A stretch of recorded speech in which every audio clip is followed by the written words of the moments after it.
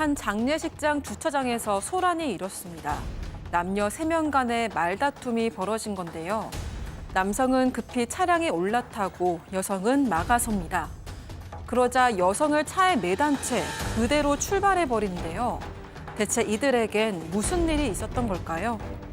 자, 가족 여러분, 오늘 이 사연 제보 좀 주목해 주십시오. 정말 50대 가족분께서 지푸라기라도 잡는 심정으로 제보를 하시겠다고 연락을 주셨어요. 자, 15년 전 저녁 식사 자리에서 이 사건이 시작이 됩니다. 네, 얘기 보고 읽고 정말 속에서 이렇게 열이 지금도 나고 있습니다. 제보자 50대 여성이고요. 15년 전에 가족끼리 다 이제 모여서 저녁 식사를 하는데 누가 갑자기 문을 막 쾅쾅쾅쾅 두드렸어요. 그랬더니 갑자기 남편이 회사 동료가 온 것 같다 그러면서 문을 확 나갔습니다. 그러더니 갑자기 어떤 여자 비명 소리가 막 들리는 거예요. 그래서 이제 부인이 나가봤죠. 그랬더니 문 밖에 큰딸이 지금 아이가 2명이 있었거든요. 근데 큰딸이 다녔던 유치원에 교사가 와 있으면서 뭐라고 얘기하냐면 어머니 제가 이 아이 아빠랑 남편분이랑 바람 피고 있었어요 라고 얘기를 하는 거예요. 너무너무 기가 막히는데 이 제보자께서는 그때 또 게다가 셋째를 임신했고 막달 바로 직전이었다 막달이었다고 합니다. 그런데 이 유치원 교사가 이 제보자가 이렇게 배가 부른 걸 보니까 갑자기 째려보면서 막 이성을 잃고 달라들었고 그때 겨우 10살 된 큰딸이 엄마를 지키겠다고 그 선생님을 막아내자 본인의 제자였던 딸마저 확 밀쳐서 넘어뜨렸다고 합니다. 아이고, 자, 그러니까 남편이 딸의 선생님, 유치원 교사랑 바람이 났다? 네, 내연녀가 남편의 가정을 깨뜨리려고 직접 불륜을 폭로한 거였습니다. 남편은 그날 내연녀와 함께 집을 나간 뒤에 연락이 두절됐다고 합니다. 여성은 홀로 셋째를 낳은 후에 돌아오지 않은 남편을 기다렸다고 하는데요. 하지만 막 출산한 여성이 새 자녀를 잘 돌볼 수가 없었습니다. 결국 시어머니를 통해서 남편에게 생활비를 좀 달라고 말해달라 이렇게 부탁했는데 얼마 뒤에 남편에게 충격적인 전화가 왔다고 합니다. 셋째가 정말 내 자식이 맞냐 이런 이야기를 한 건데요. 아이고. 또 돈을 못 주겠으니까 이혼하자 이렇게 이야기를 했습니다. 여성은 당신 아이가 맞다고 거듭 설득했지만 통하지 않았다고 하고요. 결국 눈물을 머금고 유전자 검사를 한 뒤에 세상에. 친자 확인까지 받았다고 합니다. 하지만 그럼에도 남편은 새 자녀에 대한 양육비를 전혀 주지 않았다고 합니다. 오 교수님, 그런데 이 남편이란 작자 여기서 더 충격적인 사건이 또 벌어집니다. 예. 지금 이제 이 여성 같은 경우는 어떻게 보면 뭐 모든 걸 포기하고 외벌이로서 아이들 3명을 갖다가 키웠다라고 합니다. 그런데 이 시아버지가 돌아가셨는데 아무리 남편이 그런 그 행위를 한다 하더라도 본인은 이제 도리를 다하기 위해서 시아버지 장례식장에 갔는데요. 근데 거기 있다 보니까 하루는 바로 갑자기 시어머니가 애기야 오늘은 그냥 들어가서 쉬어라. 이렇게 약간 강요하다시피 해서 이 촉이 있지 않습니까? 예. 그래서 집에 가는 척하면서 몰래 바깥에서 숨어 있었더니 아니나 다를까 잠시 후에 남편하고 내녀가 장례식장에 도착을 했다는 거죠.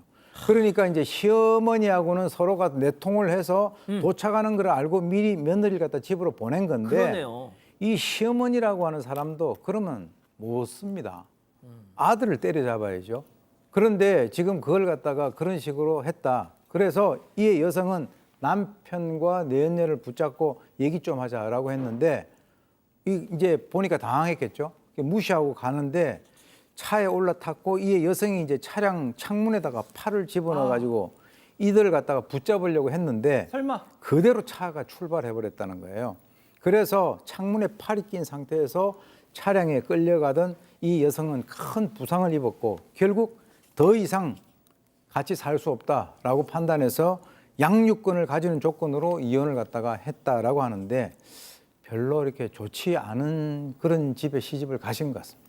아유, 저때 저 남편이란 작자 고소했어야지. 그렇지만 어릴 때 부모님이 이혼을 했기 때문에 그런 아이들한테 상처를 주기 싫었고요. 또 만약에 고소해서 뭐 살인 미수 이런 게 된다면 아이들이 또 고통을 받을 수가 있기 때문에 이혼만 하고 양육비 받는 거 조건으로 고소는 하지 않고 마무리를 했다고 합니다. 근데 문제는 이 전 남편 예. 양육비를 제대로 주지를 않고 있었고요. 이 연락이 두절돼 버렸어요. 몇 년간 깜깜무소식이었는데 어느 날 고등학생 딸이 SNS 보다가 전 남편의 계정을 찾아냈다고 합니다. 이름 석자 걸고 이 사람 고급 골프, 고급 아파트 살면서 골프도 하고 화려하게 살았다 하고요. 심지어 내연녀하고 결혼한 게 아니고 그 유치원 선생 예. 다른 여자하고 재혼한 뒤에 아이들하고 또 단란한 일상을 꾸리고 살고 있었다고 해요. 세상에. 그래서 메시지를 보내니까 다음 날 계정이 삭제되었다고 합니다. 그 와중에 또 빈소에서 있었던 그 여자랑은 헤어지고 또 다른 여자랑 재혼을 그렇죠. 했구만요. 자, 그래서 백다희 아나운서 결국 이 제보자께서 양육비 청구 소송을 거셨다고요. 네, 그런데 재판에서 남편이 끝까지 뻔뻔한 태도를 보였다고 합니다. 이 전 남편은 나도 돈이 없어서 내일 끼니를 걱정할 정도다 이렇게 억울해했다고 하는데요. 알고 보니까 전 남편이 사는 아파트와 차량 모두 현재 아내 명의였고 전 남편 명의 통장에는 단 한 푼도 없었다고 합니다. 하지만 자신에게 상황이 불리하다는 걸 눈치챈 전 남편은 울면서 꼭 양육비를 주겠다. 대신 양육비를 좀 깎아주면 안 되냐 이런 요구를 했다고 합니다. 결국 전 남편은 패소한 뒤에 양육비 지급 명령을 받았는데요. 하지만 전 남편은 끝까지 반성의 태도는 없었고 재판이 끝난 후 띄엄띄엄 6개월 동안 총 300만 원을 주더니 또다시 잠수를 탔다고 합니다. 자, 저러면서 자식 셋을 혼자 키워야 됐으니까 온갖 일을 많이 하셨겠어요. 결국 또 암이 걸리셨답니다. 말기암. 자, 그럼 여기서 오늘의 궁금증 짚어보죠. 자, 양육비 지급하라 판결에도 남을나라 15년 밀린 양육비. 일단 박 변호사님이 이거 어떻게 받아낼 수 있는지. 자, 양육비 판결조차 다 받았기 때문에 사실은 또 다른 재판을 받을 필요가 없습니다. 양육비 이행원이라든지 그런 걸 통해서 다시 압류를 할 수 있고 만약에 급여 받는 게 있다 그러면 통장 같은 걸 압류해가지고 아니면 회사에 얘기를 해서 받을 수가 있고 그러니까 이렇게 버티는 경우가 많습니다. 최근에는 운전면허를 뭐 정지시킨다든지 출국을 금지시킨다든지 이런 것도 가능하기 때문에 그것도 좀 전문가의 조언을 좀 받아야 될 것 같습니다. 자, 오 교수님, 왜 이렇게 이 약자만 지금 말기암에 걸리셨어요? 그러니까 이제 결국 이 암이라고 하는 것은 뭐 제가 듣기로는 가장 중요한 게 스트레스를 받는 거거든요. 맞아요. 이 여성 같은 경우는 평생을 살면서 어떻게 보면 수모도 당하고 아이들 양육비도 받지 못하면서 자기가 혼자서 이렇게 하다가 그야말로 어떻게 보면 이제 그 스트레스의 제일 그 마지막 그 단계에 와 있는 거거든요. 지금 암에 걸려 있는 그런 상황인데 글쎄요, 제가 봤을 때는 좀 너무한 거 아닙니까? 이게 남의 집 딸 데리고 와서 피눈물 나게끔 하고 자기 새끼들 다 버리고 이 상황에서 나중에 양육비 깎아달라? 글쎄요, 지금 15년 전에 50대라 그러면 이 남성 같은 경우도 지금 60대 후반, 한 70 가까이 된 거로 예상이 되는데 정말 인생이 이렇게 살면 결코 말로가 그렇게 좋지 않다라고 하는 것이 제 경험에 의한 것입니다. 예, 박 교수님, 이 여성분한테 어떻게 상담을 해주셔야 될까요?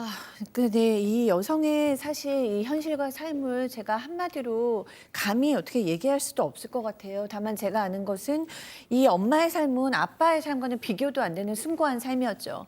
아이들을 위해서 낮에는 식당 일을 했고 밤에는 목욕탕에서 청소를 하셨다고 합니다. 거기서 락스를 맨날 청소를 하시면서 결국에는 지금 말기암이 걸리신 거예요.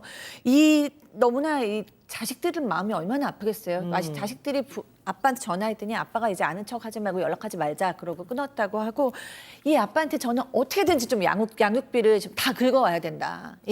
네, 주변에 있는 사람들 다 도우시고 전문가도 꼭 만나보시고 저희도 어떻게든지 돕고 해서 이 아빠를 그냥 두면 안 된다. 저는 막 그런 생각이 들거든요. 그리고 이 어머니께서 어떻게든지 희망을 가시고 자식들하고 건강 꼭 회복하셨으면 좋겠습니다. 예.